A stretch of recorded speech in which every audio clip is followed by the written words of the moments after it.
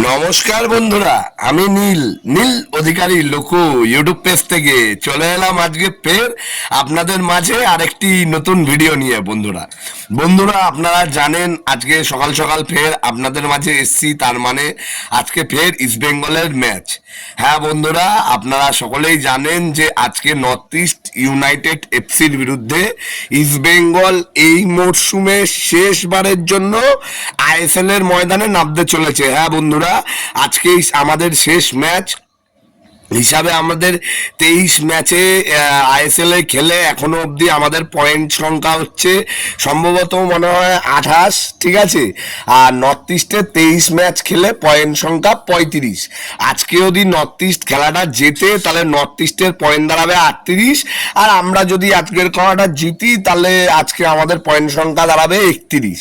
তো বন্ধুরা আপনারা সকলেই জানেন যে আজকের খেলাটা মানে অনেকটা ইম্পর্টেন্ট হতে পারত যদি আগের দিন ইস্ট বেঙ্গল ব্যাঙ্গালোরের সাথে খেলাটা না ড্র করতো।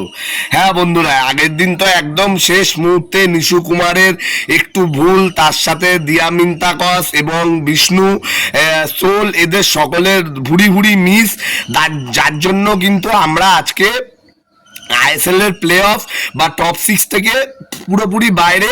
খেলাটা জাস্ট নিয়ম রক্ষার ম্যাচ হিসাবে হতে যাচ্ছে এবং আমাদের আজকে আমাদের সিনিয়র টিম কিন্তু খেলাটায় থাকছে না। হ্যাঁ বন্ধুরা, তার কারণ সিনিয়র টিমের অস্কার স্যারের টিম আর অস্কার স্যারের পুরো ব্রিগেড আজকে রাতে বেরিয়ে যাবে তুর্কমেনিস্তান আড্ডা এফসির এগেনস্টে এএফসি কাপ খেলার জন্য। হ্যাঁ বন্ধুরা, আজকে ইস্ট বেঙ্গলের টিম এএফসি কাপ খেলার জন্য সিনিয়র টিম বেরিয়ে যাবে।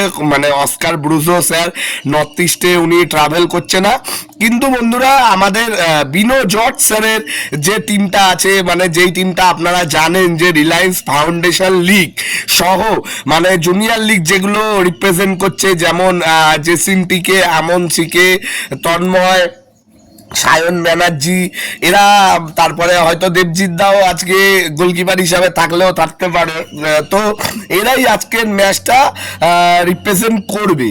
তো বন্ধুরা আপনারা জানেন যে নর্থ ইস্ট তো আতিপাতি টিম না, নর্থ ইস্ট আইএসএল এর এখন একটা শক্তিশালী টিম, আর এখন বর্তমানে আইএসএল এর মঞ্চে আমরা ইস্ট বেঙ্গল হয়ে গেছি দুর্বল টিম।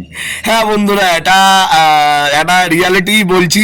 আর আপনারা জানেন যে ইস্ট বেঙ্গলের বরাবর পথের কাটা নর্থ ইস্ট। হ্যাঁ, ইস্ট বেঙ্গলের বরাবরের পথের কাটা নর্থ ইস্ট, কারণ খেলাটা নর্থ ইস্টের মাঠে হবে। এইটা হচ্ছে সবচেয়ে আরেকটা বড় চাপ বন্ধুরা, কারণ খেলাটা যদি মানে আমাদের যুব ভারতীতে হতো তাহলে ব্যাপারটা আরো ভালো হতো। আর আপনারা জানেন যে নর্থ ইস্টের দল কতটা ছন্দে আছে এই মুহূর্তে।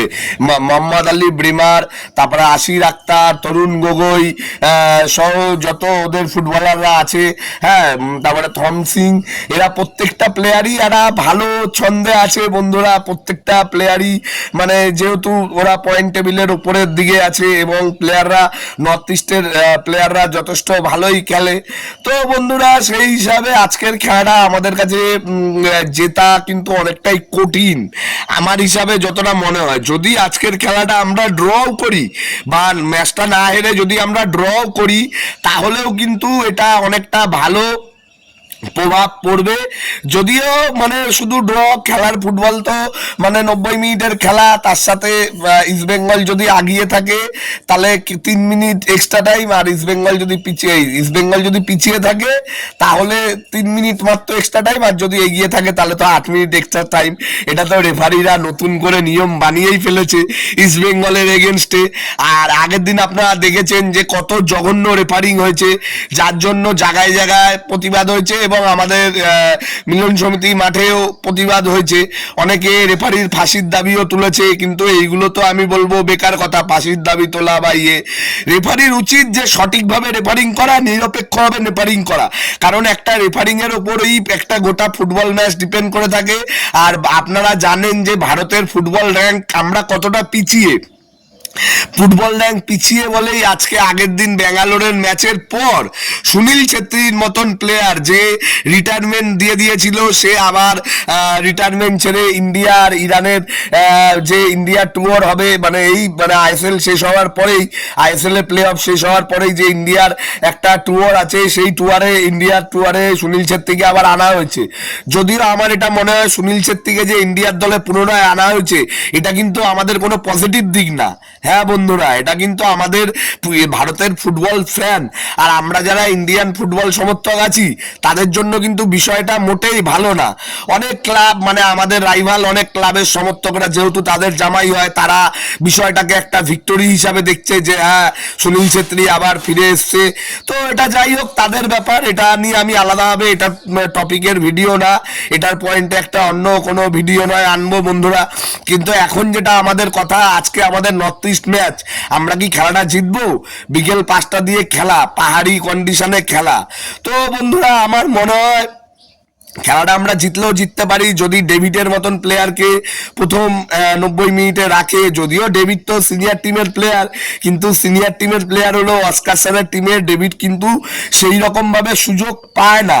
হ্যাঁ বন্ধুরা, ডেভিডকে সিনিয়র টিমে সেরকম সুযোগ দেয় না, কেন দেয় না সেটাও আমি জানি না, অস্কার স্যারের টিমে কেন তাকে সুযোগ দেওয়া হয় না। কিন্তু আমি যেটা মনে করি ডেভিডকে যদি প্রথম থেকে রাখে, হ্যাঁ তাহলে একটা আলাদা সুযোগ হলেও হতে পারে। আমরা তো ইস্ট বেঙ্গল সমর্থক, আমরা তো আর মাঠে নেমে খেলছি না, আমরা বাইরের থেকে দলকে সমর্থনের মাধ্যমে যতটা যা করার, ভিডিও বার্তা হোক বা বিভিন্ন অন্য আদার্স প্ল্যাটফর্ম হোক, সেগুলোর মাধ্যমে নিজেদের দল যাতে যেতে, যেগুলোকে টিপস বা যেগুলোকে ইসে বলে সেগুলো করার, সেগুলোই আমরা করি। এছাড়াও খেলাটা কিরম ভাবে পরিচালনা করবে এটা পুরোপুরি রেফারিং এর হাতে, আর রেফারিং তো হচ্ছে অতীব জঘন্য। আর খেলাটা কিরম খেলবে এটা টোটালি প্লেয়ারদের উপর নির্ভর। তো যাক বন্ধুরা, আজকের ভিডিওতে বেশি কথা বলবো না, তার কারণ বিনোজট স্যার কোচ আছে, আজকের ম্যাচটা সিনিয়র দলের উনি কোচ করবে।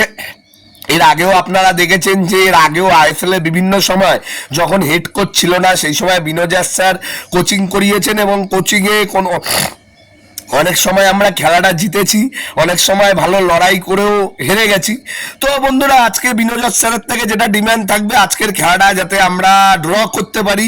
জেতার আমি এখনো একবারও বলবো না, যদি আজকে আমরা ড্র করি তাহলে আমাদের হবে 29 পয়েন্ট। হ্যাঁ, তো একটা সম্মানজনক জায়গায় আমরা আইএসএলটা শেষ করব, 8 নম্বর র্যাঙ্কেই হয়তো শেষ করব, কিন্তু পয়েন্ট তালিকায় 29 পয়েন্ট কিন্তু খুব একটা খারাপ না। অনেক সময় আইএসএল এরকমও হয়েছে 32 পয়েন্ট প্লে বা 30 পয়েন্ট প্লে অফ কোয়ালিফাই হয়েছে। তো আগের দিন যদি আমরা ব্যাঙ্গালোর ম্যাচটা জিততে পারতাম, নিশু কুমার যদি ওরকম ভুলটা না করতো, এবং তার সাথে বন্ধুরা যদি সেদিনকে সুপার জায়েন্ট যদি মুম্বাই সিটির ম্যাচটায় যদি মুম্বাই সিটিকে হারাতো, এবং আমাদের এগেনস্টে যদি প্রথমের দিকে যেটা মোহামেডানের ডার্বিটা হয়েছিল, যেটা প্রথম ডার্বিটা, যেটা আমরা 9 জনে ড্র করেছিলাম মোহামেডানের এগেনস্টে, সেদিনকেও খারাপ রেফারিং হয়েছিল। এবং তার পরবর্তীতে প্রথম ডার্বি যেটা মোহনবাগান সুপার জায়েন্টের সাথে অতীব জঘন্য রেফারিং হয়েছে সেই ম্যাচটা, এবং হায়দ্রাবাদ ম্যাচ, এই 3-4টে ম্যাচ যদি ভালো রেফারিং হতো তাহলে হয়তো আমরা এখনো প্লে অফের লড়াইয়ে থাকতে পারতাম। কিন্তু যেহেতু ওগুলো হয়নি বন্ধুরা, এখন তো আর বলে লাভ নেই। চাইবো আজকে বিকেল 5টা দিয়ে খেলাটা আমরা যাতে জিতি বা ড্র করি। আর আমাদের ইস্ট বেঙ্গলের সিনিয়র টিম এএফসি কাপের খেলাটা যেন 2-0 গোলে জেতে, 2-0 গোলে জিতলেই কিন্তু আমরা এফসির পরের রাউন্ডে চলে যাব।